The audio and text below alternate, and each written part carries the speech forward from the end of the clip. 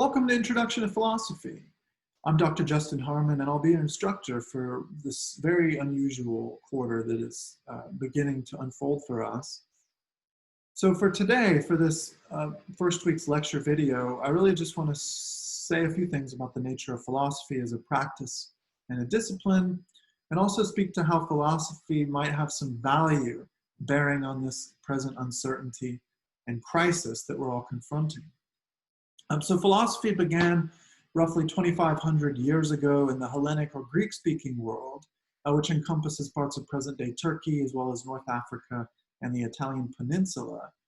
And to speak very simply about it at first, philosophers think about thinking. And so we problematize what we take for granted or what seems on the surface or at face value to be obviously true. And this is the originary source from which the various sciences and other academic disciplines have emerged over various historical periods. But it's important to note that when talking about philosophy, we're not dealing with wisdom as such, but rather the love of wisdom. So what's the difference? Well, if we were dealing with wisdom, as is typically associated with sages, for instance, we would be talking about these thinkers as exceptional or some kind of superhuman beings, pronouncing and dispensing wisdom down from on high, which would simply be the truth with a capital T, but that's not how philosophy works. We're constantly challenging not only others' ideas within the philosophical domain, but even our own convictions and beliefs. And we problematize, as I mentioned before, what we take for granted. So to say this differently, I'll say that philosophers think about what we take for granted when we think about anything else. And so we're dealing here with fundamental concepts like reality, truth, nature, world, time, being, existence, fact, value, good, bad, life, death, nature, right? So these are fundamental concepts that it would be almost impossible to think about anything without, but they're usually sort of hidden in the background, withdrawn from our conscious awareness as we're engaged with other phenomena, objects, and activities in the world. And so philosophy's domain is to take what is hidden over, or excuse me, covered over, buried in this sort of everyday familiarity, and to render it strange, right, or extraordinary.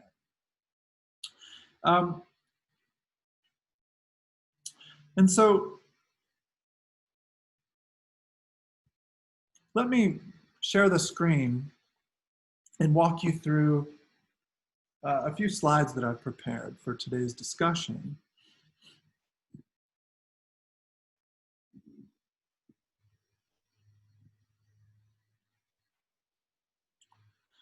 And so here I'm characterizing, as I have on our Moodle page, philosophy as human wisdom in the face of uncertainty.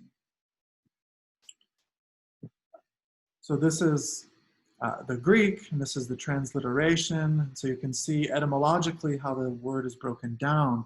And these are the traditional divisions of philosophy, beginning with metaphysics, which is investigation into the fundamental nature of reality, taking up questions about the origin of the cosmos or the universe. So that's cosmogony, right? Or the fundamental nature of the origin, or excuse me, the fundamental nature of the cosmos or the universe. That's cosmology. In metaphysics, we also pose questions about the nature of time, space, existence. So ontology, for instance, which asks questions about what it means to be this or that particular being.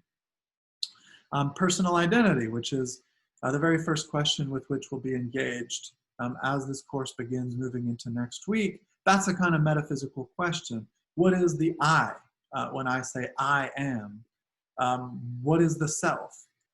Then epistemology, which encompasses an inquiry into the fundamental nature of knowledge.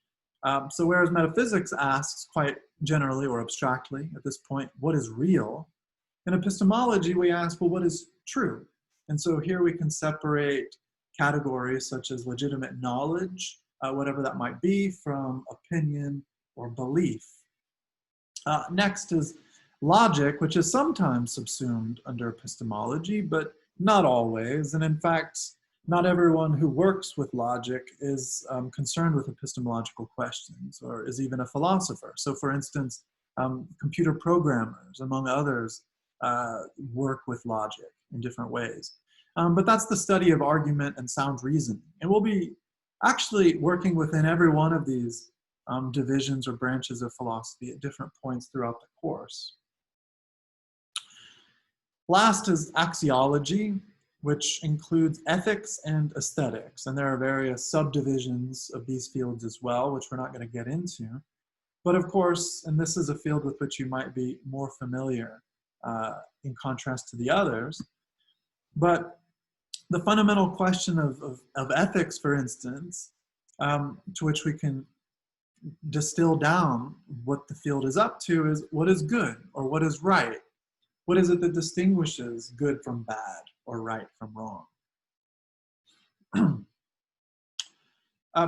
So now I want to talk about the arche. And so I don't have that written down here, but it's spelled A-R-C-H-E in the transliteration from Greek to English. And that's really the word from which we get words in English like archaeology, archaic, architectonic, and so forth. And also the particular word part that you see in certain political, scientific, or governmental terms like anarchy, monarchy, and so forth, in which case it references power. But arche means a number of things. It means beginning, foundation, starting point, principle. But I want to think about the arche, or the beginning of philosophy. And most philosophers in this Western intellectual tradition characterize the arche, or the source of philosophy, as thalmazein, which is more frequently, I think, translated into English as wonder. But I don't really like that word. I prefer astonishment because it captures more of the terror that can be involved. Whereas there's something sort of benign or simplistic about this idea of wonder. But this is Aristotle from the first book of his Metaphysics. And he says, through astonishment, and remember that's the translation of thalmazein, humans began to philosophize both now and in the beginning. And when we find ourselves in astonishment, that's in these moments where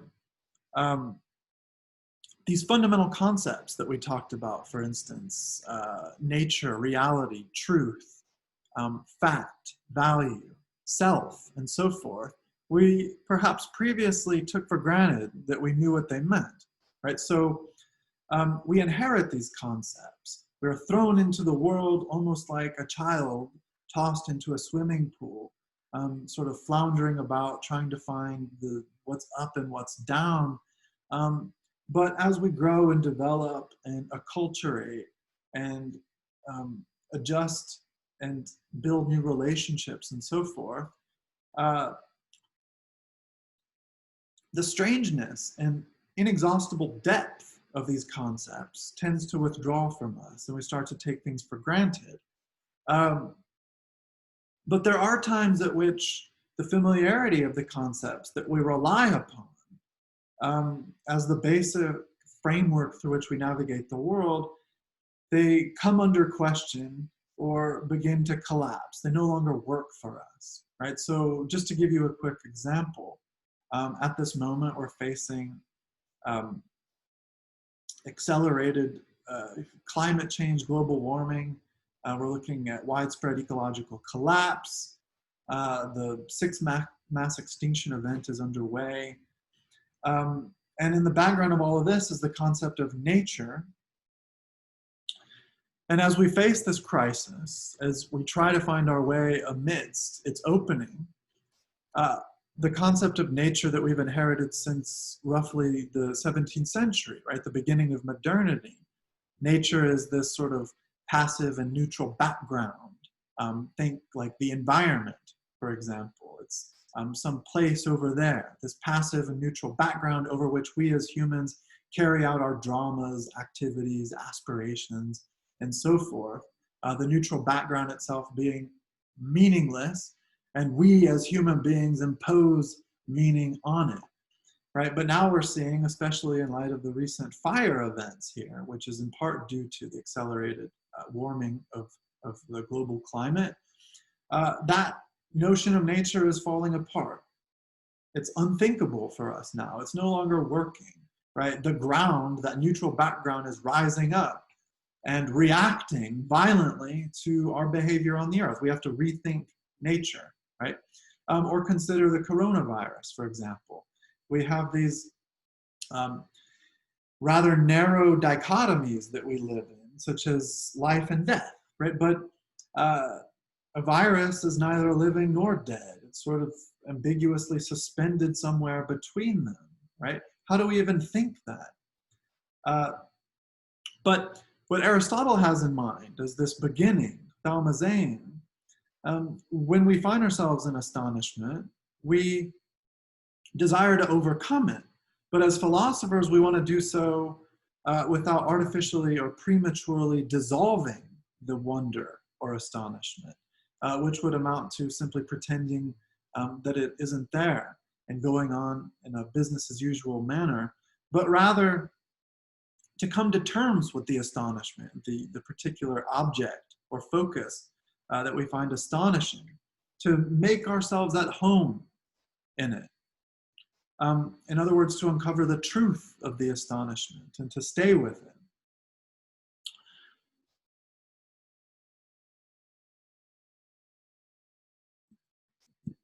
And so this is Plato. So Plato was Aristotle's teacher, and he himself was a student or disciple of Socrates, and we'll be turning to Socrates and Plato next week. But in one of the dialogues from Plato's so-called middle period, the Theaetetus, he says, "For this is an experience characteristic of the philosopher, this astonishment, thalmazein. This is where philosophy begins and nowhere else." And then let's look at another quotation, a little more recent. So this is a handsome fellow known as Novalis. He's a 19th century German poet. And he says, "Philosophy is really a homesickness, the desire to be at home everywhere." And with the pandemic lockdown, we have almost forced to be at home all the time, right? Yet that change in our lives makes it so that we're almost not at home, in home, or at home. It's in many ways, as I say here, a home that we no longer recognize.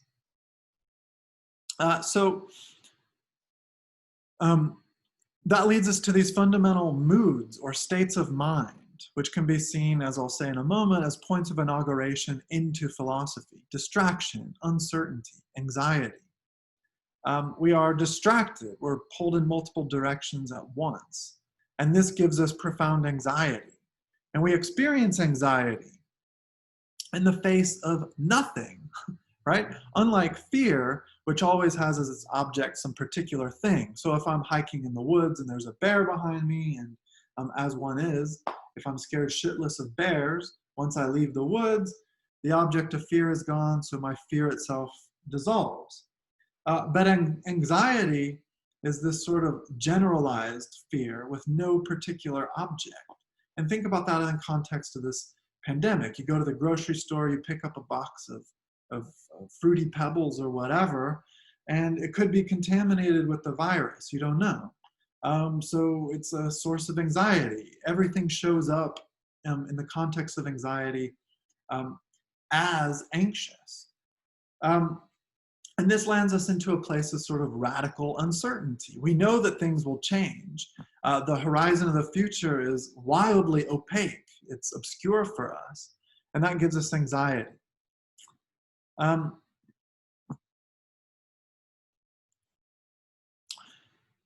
And these are, as I mentioned, points of entry or inauguration into philosophy, and they can lead us to a kind of freedom, right? So I'll leave us with this quotation from the early modern thinker Montaigne, who said, "He who has learned how to die has unlearned how to be a slave." right? So philosophically, if we're put in such a position that we confront death, it no longer has this sort of hold on us, right? So I'm going to leave this lecture here, and I'll be seeing you guys again soon.